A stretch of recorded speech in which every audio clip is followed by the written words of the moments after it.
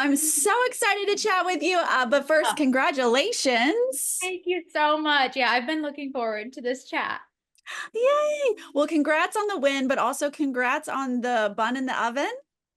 Thank you, my little Virgo nugget Oh cooking my God, up. a Virgo. I'm so obsessed. I'm so excited.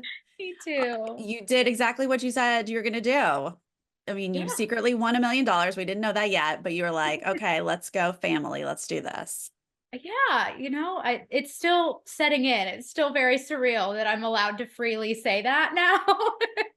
I'm just full of gratitude and pride and excitement. Let's go back a little bit because you Okay. started this experience on a historic tribe. It Yes. seemed a bit maybe not great way to start. It Tell was me your Yanu experience. it was definitely an uphill battle. We were just constantly losing and constantly in crisis and constantly at each other's throats all the time. And I'm glad because it really got me. I said this on the show, but got me seasoned for everything else that happened. But whoo, those were some dark days. Yeah. Were you ever like, am I going to make it to merge? Like, how are we existing? Oh, for sure. For sure. Especially when it got down to three. I was like, if we don't win, I think I might be out of here. But I never give up and I never stopped fighting and I kept pushing and all three of us did. Like me, Tiff, and Q, all three of us pushed so hard those last few days to get to merge. And it really paid off for us once we got there. Like we were riding high for a few votes. The Yeah, I mean, three of us. you did enter merge in a better position, it seemed like. Although you, I guess, had sort of the mastermind, kind of like hovering over your head that people might have thought that about you. How were you considering that during the merge days? So I knew that I was coming off fresh of being like the mastermind and the mermaid dragon and all of that. And I was like, I have got to manage my threat level immediately. So I really was like, I'm just going to go and pretend to be an idiot and be like, I don't even know anything that's going on and just be friendly and bubbly and ditzy and boom, threat demolished. And it's funny because I ended up being like besties with Ben and Liz, and they were the two that got the tea that I was getting away with murder. So I just think that speaks a lot to it was intentional to manage my threat level because I wanted to play on Yanu with Q and Tiff. The three of us were really tight from day one. And I knew that they respected heavy hitters who are there to play hard. So I had to level with them to get in with them and play hard. So once we got to the merge and I had some more options, I was like, okay, I don't have to keep being the mastermind. I need to just kind of hide for a few votes and and let someone else take the threat and the it ended up being Q. So I just let him be Q while I kind of went into the background. So after you lost Tiff, after the Tiffany blindside, it seemed like you needed to regroup a bit. How was your strategy then?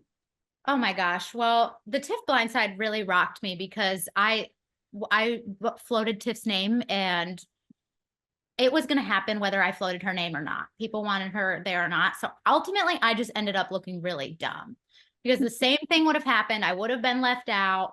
I wouldn't have voted for her. And the same thing would have happened regardless. So I just looked dumb and then I felt dumb. And then I was like, well, what do I do from here? Buckle up your bootstraps or whatever that saying is and keep it moving. So I just looked at everyone left on the beach and I was like, who is left that I could like ultimately get to the end with and beat that I could work with. That's kind of what I was thinking. And Charlie came down and talked to me. And then Ben came down and talked to me. And I was like, okay, these are my guys. And Liz and I had already been very close at this point. Like she was like, I knew, I'm sorry, I didn't tell you, I didn't have time. And I was like, okay, this is my path forward.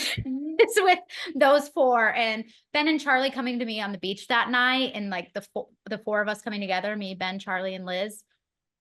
It ended up sailing us to the end because we were so unassuming and no one saw us coming, they all had counted us out pretty much. So Yeah, absolutely.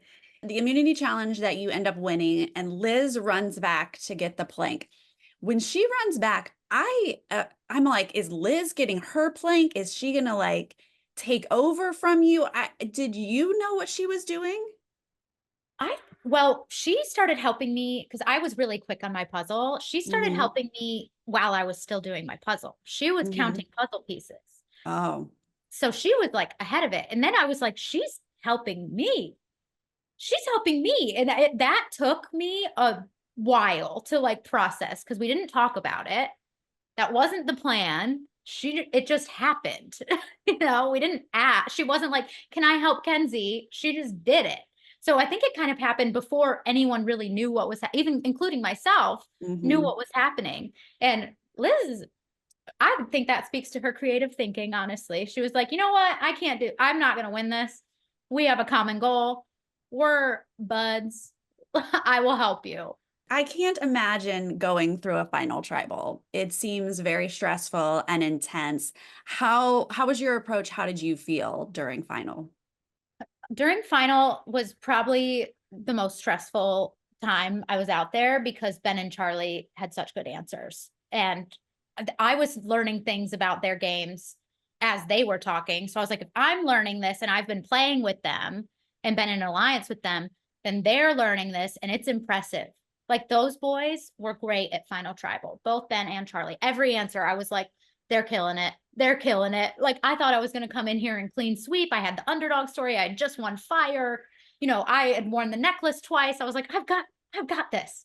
And every answer they gave, I was like, maybe they've got it. Like it was very tense until the end. And I think it's just an honor to have played with such hard competitors. They really came to fight and I love them both dearly. So So when the votes were about to be read, like how did you feel at that moment? Did you feel like you had scooped it back?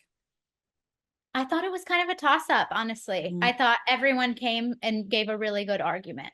And I really was getting a lot of positive feedback from the jury, but so was Charlie and so was Ben. So I was like, I don't know. And it's 46. Like you can't read these people really. You know what I mean? Like I don't know what they were thinking.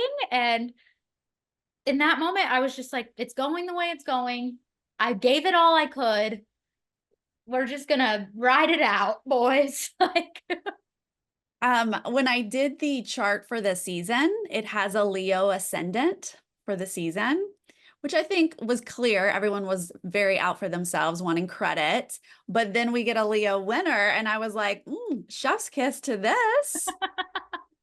yes, thank you. I know. I saw when y'all did it, someone pulled the tower for the card, and I was like, oh my, the whole game felt like a tower. You're like, yes, tower resonates. Okay. Yeah, I was like, that's hilarious. What was your highest high out there on the beach? Oh my gosh, my highest high. It's hard because I had so many. I think it was maybe reading my letter because it's such a quintessential moment. And it really meant a lot to me to hear from home. Reading my letter is something I truly never will forget ever for the rest of my days. Do you know a lowest low?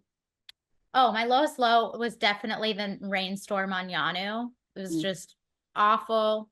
It was so cold. We had no fire the whole time. We were so hungry. I was literally I could feel raindrops and tears like mixing on my face. And I was just like counting to 10 and shivering. It's surprisingly cold at night in Fiji. And I was shivering. I was so sore the next day from shivering. Like that was a really low point. And that becomes your reality. So I was like, I might die out here. Like, obviously, you're not going to, but like, that's kind of how it felt. It was like a really dark mindset. Like, it sucked. And we had lost everything. It was just Mm. morale was low. Nothing was fun. Not great. Now that you've had a little bit of space and time, looking back over this whole experience, what does it mean to you? Oh, it's been life changing in so many ways. I've met people that I will carry near and dear in my heart forever. I made a life-changing amount of money. I'm going to be able to retire. I'm going to be able to take a longer maternity leave. Like, it's just, I can't even like encompass this experience. And I'm so proud of myself and I'm so proud of my cast. It's so hard out there. It's so much harder than it looks on TV. I was shocked. I was like, this kind of sucks, actually. Like, but you come out so much stronger on the other side. And I'm just very proud of all of us for getting through it. And I'm proud of myself for taking a chance and fighting for myself until the very end. Like, I'm just very, very proud. Good. You should be. Thank you. So I assume what's next for you is working a little bit less and focusing more on the baby. Is that what's ahead? Yeah, pretty much. Yeah. I mean, I love my job, so I will probably work like normal. But yeah, I'm entering my mommy homemaker era and I'm just very much looking forward to it. Well, that is wonderful. I wish you all of the best. It was Thank so you. lovely to watch you and get to know you. Thank you so much.